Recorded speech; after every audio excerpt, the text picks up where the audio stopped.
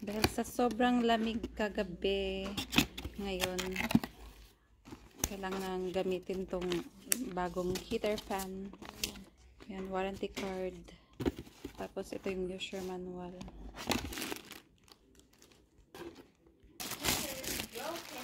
So, ito na. So, ito yung ano dito.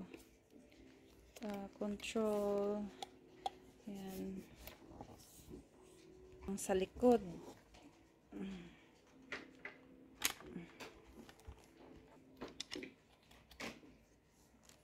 So, ayan na guys. Maliit lang naman siya. So, ito yung mga features niya. Yan. Maximum power 2000 watts. 2 heat settings. Power indicator light. Adjustable thermostat. Thermal automatic shut off. Safety thermal fuse inside. Overheating protection. Dual thermal cut out.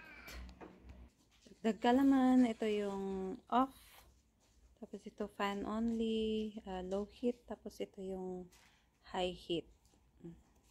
Yan yung pinaka maximum niya.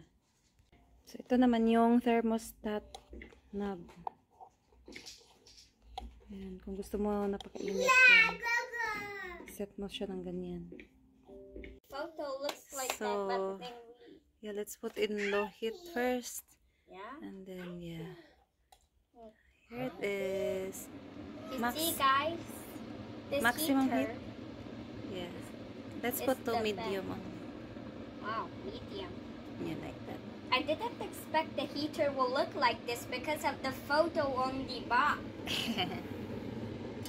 So, ito yung luma na ano, fan heater na ginamit ko for to dry our clothes. So, mamayang madaling araw, magna 9 degrees na naman, kaya binuksan ko na yung heater fan para ready na siya mamaya. So, yun lang guys. Thank you so much for watching at see you next time. Bye!